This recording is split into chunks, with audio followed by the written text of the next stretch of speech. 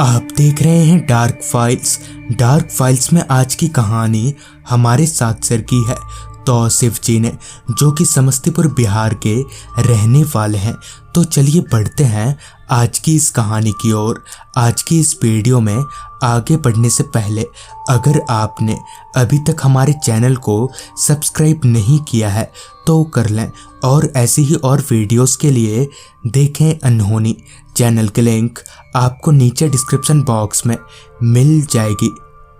अगले दिन ही खेतों में फसलों की कटाई शुरू होनी थी, जिस वजह से आज की रात दादाजी को खेतों में पहरेदारी करनी थी, ताकि हमारे खेतों से फसल चोरी ना हो जाए। क्योंकि मेरी और दादाजी की काफ़ी अच्छी बनती थी, तो मैंने भी उनके साथ खेतों में जाने की जिद पकड़ ली।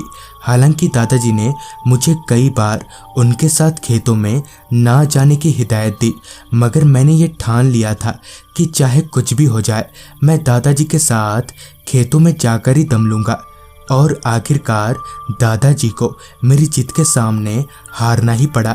थोड़ी ही देर में रात का खाना वाना खाकर जमीन में बिछाने के लिए एक चटाई लेकर मैं और दादाजी खेतों की तरफ चल पड़े। रात काफ़ी हो जाने की वजह से रास्ता बुरी तरह से सुनसान और खामोशियत में डूबा हुआ था। ऊपर से खेत का रास्ता होने की वजह से लाइट की व्यवस्थाएं भी कुछ खास नहीं थी। चांद की धुंधली रोशनी और बैटरी टॉर्च के सहारे ही मैं और दादाजी टिके हुए थे।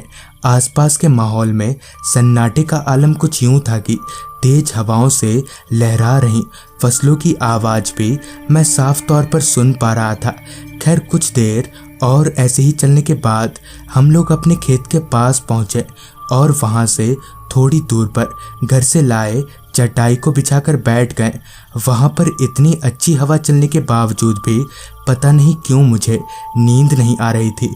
तो मैंने सोचा कि क्यों ना दादाजी से कहानी ही सुन ली जाए, और शायद कहानी सुनते सुनते मुझे नींद आ जाए। ये सोचते हुए मैंने दादाजी से कहा, दादाजी भूत वाली कहानी सुनाइए ना।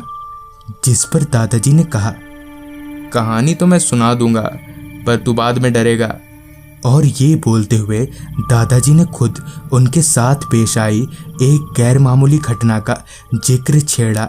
कहानी में आगे बढ़ते हुए दादाजी ने बताया कि ये बात तब की है जब बिजली काफ़ी कम जगहों तक पहुंची थी। खासकर गांव देहातों में तो बिजली का नामो निशान तक नहीं था, जिस वजह से गांव के ज़्यादातर लोग रात के वक्त अमूमन लालटेन या फिर बैटरी टॉर्च का ही इस्तेमाल करते थे। उन दिनों रात के वक्त सफ़र करने में काफ़ी मुश्किलें पेश आती थीं, क्योंकि ना तो लाइटों की कुछ व्यवस्थाएं थीं और ना ही अच्छे रास्ते हुआ करते थे। उन दिनों मेरे दादाजी हकीम थे। गांव के तकरीबन सारे लोग दादाजी के पास से ही दवा लिया करते थे, और अक्सर दादाजी को मरीजों के इलाज के लिए अपने गांव से दूर दराज दूसरे गांव में भी जाना पड़ता था। फिर चाहे वक्त दिन का हो या रात का, एक हकीम होने के नाते दादाजी को किसी भी वक्त कहीं भी जाने के लिए तैयार रहना पड़ता था। ऐसे ही एक रोज दादाजी को एक मरीज को देखने के लिए दूसरे गांव जाना था। तो शाम होने से पहले पहले दादाजी अपने मुलाजिम यानी नौकर के साथ तांगे में बैठकर उस गांव के लिए निकल पड़े।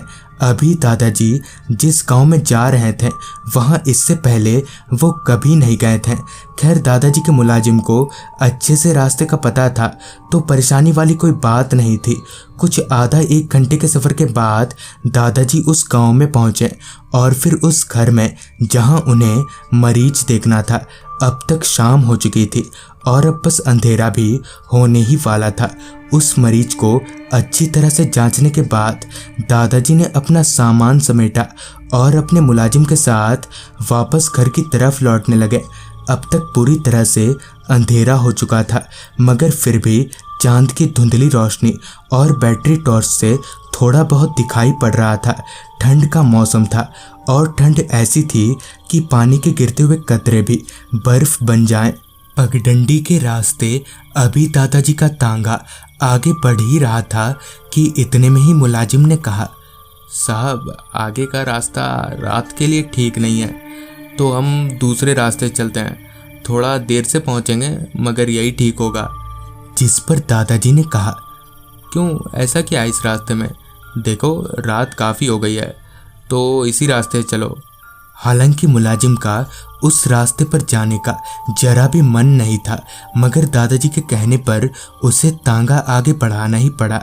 अभी दादाजी का तांगा उस रास्ते पर कुछ आगे ही गया होगा कि तभी दादाजी को उनके पीछे की तरफ से बहुत सी औरतों के रोने की आवाज़ें आने लगी। दादाजी अभी उस आवाज़ की तरफ पलटने ही वाले थे कि तभी मुलाजिम ने कहा, साहब पीछे मत देखना। मुलाजिम के ये बोलते ही दादाजी आगे देखने लगे। अब कहीं ना कहीं दादाजी भी घबराने लगे थे और वो यही सोच रहे थे कि कहीं उन्होंने ज़बरदस्ती इस रास्ते पर आकर कोई गलती तो नहीं कर दी। अभी दादाजी वहाँ से कुछ आगे ही गए होंगे कि तभी उन्हें रास्ते के बीचों बीच बहुत से लोग खड़े दिखे। उन सब के चेहरे ऐसे चमक रहे थे जैसे लाल बत्तियां जल रही हों।